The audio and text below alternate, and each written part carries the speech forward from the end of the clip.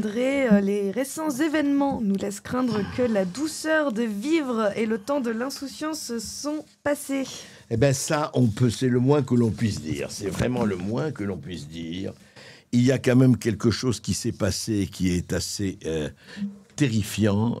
Là, il y a deux jours. Et encore une fois, on a l'impression, vous savez, chaque fois qu'on parle de ça, d'attentats, de tabassage, de décapitation, de couteaux, eh bien, on a l'impression que c'est devenu du quotidien. Et c'est ça le pire, que ça devient du quotidien. C'est absolument terrible. Donc, la chose la plus importante, c'est quoi? Eh bien, regardez ce qui s'est passé samedi soir à bord d'un train reliant Doncaster à Londres. 11 blessés dans d'un état critique après qu'un passager ait agressé plusieurs voyageurs au couteau. Là, on a des captures d'écran avec les voyageurs, avec les présumés, je dis bien les présumés coupables, on les voit avec un couteau, etc. Voilà, 11 blessés. 2 blessés graves, pronostic vital engagé pour 9 personnes. Employé du train grièvement blessé, intervention rapide de la British Transport Police. Voilà. Alors, on ne sait pas encore exactement qui sont les coupables. On le saura très très vite. On va éviter les fausses rumeurs et les fausses infos. Mais en revanche, ce qu'on ne va pas éviter, et c'est quand même quelque chose d'assez terrifiant, c'est que la ministre de l'Intérieur, Shabana Mahmoud, dit l'enquête confirme qu'il ne s'agit pas d'un acte de terrorisme et d'un incident isolé impliquant 2 citoyens nés au Royaume-Uni. Ah bon? Mais comment ça confirme qu'il ne s'agit pas d'un acte de terrorisme? Oui, et Keir Starmer, vous savez, le fameux Keir Starmer, le Premier ministre anglais, oui, pas de conclusion facile, pas de récupération, etc. Vous avez remarqué que depuis maintenant très longtemps, voilà, pas d'amalgame, pas de réduction facile, pas d'acte terroriste, non, 2 personnes ou une personne qui tranquillement massacre, égorge ou donne des coups de couteau à une dizaine de personnes dans un train qui n'ont rien demandé. Et ben c'est comme ça, voilà, ça se passe comme ça fait partie du jeu. Mais ça fait partie du jeu de quel jeu? Ça fait partie de quoi? Parce que ce n'est plus, encore une fois tous les 6 mois, etc. Non, c'est du quotidien. Et là, à chaque fois, on nous dit, attention, surtout pas de récupération. Alors, qu'est-ce qu'on fait? On fait des marches blanches, on allume des bougies, on met des fleurs, on chante « Imagine » et on dit « Vous n'aurez pas ma haine ». Oui, certes, jusque à quand on peut vraiment se poser la question? Et on va se poser la question parce que il y a eu quelque chose, une interview sur Thinkerview, l'excellent site Thinkerview de Rima Hassan, vous savez, la députée européenne qui était récemment sur la flottille pour Gaza. Et le 2 septembre dernier, elle parlait du 7 octobre, le 7 octobre de la fameuse attaque du Hamas sur les kibboutz israéliens du Sud. Elle dit le 7 octobre, c'est un mode d'opération terroriste. Mais écoutez ce qu'elle dit elle-même, écoutez Rima Hassan, c'est très intéressant.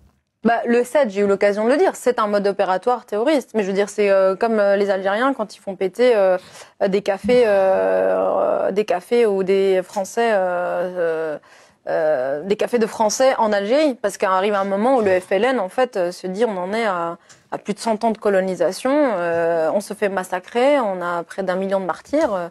Ces Français n'ont pas l'air de comprendre que on veut notre indépendance. Alors, on veut notre indépendance, donc on fait effectivement faire sauter un café où il y a des femmes, des hommes, des enfants, on fait, voilà. Des 2 côtés, c'est intéressant, c'est-à-dire qu'au fond, elle pose la question au terrorisme. Elle pose la question de la fin et des moyens. Alors on dit, oui, mais vous comprenez, tout le monde, à un moment donné, il y a des dommages collatéraux, et voilà, ça se passe comme ça. Sauf que là, les dommages collatéraux, qu'est-ce qu'ils vont faire en Angleterre? Est-ce qu'ils veulent la libération de l'Angleterre? Est-ce qu'ils veulent autre chose? Est-ce qu'ils veulent quoi? Quand ils font en France ce qu'ils font, quand ils font en Europe ce qu'ils font, quand ils font aux États-Unis ce qu'ils font, c'est pour libérer les États-Unis, pour libérer la Hollande, pour libérer Londres, pour libérer Paris ou la France, etc. C'est quoi le but de la manœuvre? C'est quoi? où c'est vraiment un changement, je ne sais pas, de régime, de population, de pays, de nation, de drapeau, où on va. Il y a quand même un problème qui est posé, et ce problème est posé et ne sera pas résolu par des arguties comme ça, sémantiques, et des gestes symboliques magnifiques qui ne changent strictement rien. Parce qu'il y a eu aussi ce qui s'est passé à Moissac. Alors à Moissac, c'est très intéressant aussi, c'est autre chose encore. Écoutez, voilà, c'était dimanche dernier, pas hier, mais il y a une semaine, l'abbaye Saint-Pierre de Moissac, c'est dans l'abbaye, l'abbatiale, l'abbaye, eh bien, voilà ce qui s'est passé, regardez.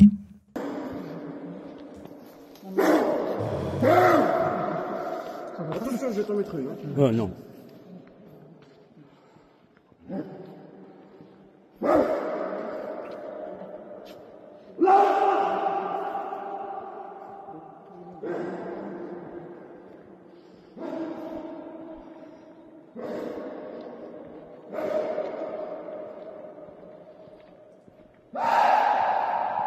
Vous avez compris? J'ai fait une vidéo.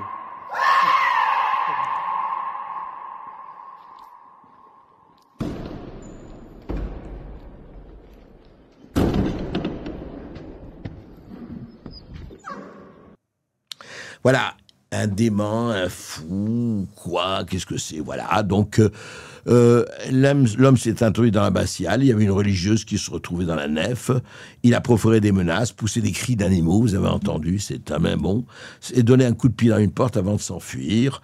Il y a un témoin qui a filmé. Alors, ce qui est intéressant dans cette histoire, c'est ce qui s'est passé après. Parce que après, les autorités judiciaires ont décidé de classer l'affaire sans suite, jugeant qu'il n'y avait pas de volonté d'agression physique caractérisée. Il a quand même montré son point, vous dites non, sans suite. Non, il n'y a pas de problème. Il entre comme ça, dans une église. Il commence à pousser des cris. Il dit à la nonne, écoute, si je t'en mets une, hein, voilà. Mais il ne s'est rien passé. Où est la volonté d'agression physique caractérisée? Là, ça devient vraiment intéressant.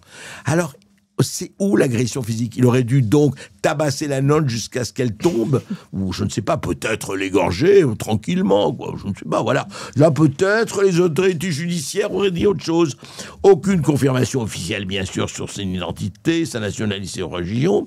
La motivation religieuse ou politique n'est pas retenue par le parquet. Même chose en France qu'en Angleterre. Circuler, il n'y a rien à voir, il n'y a pas de problème, c'est pas du terrorisme, c'est pas ceci, c'est pas cela.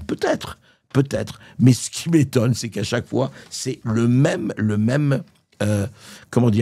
refrain qui revient, la même antienne qui revient. Non, il n'y a rien de quoi vous parler, il n'y a aucune espèce de problème. Voilà. Et s'il y a des problèmes, eh ben, c'est comme en Algérie.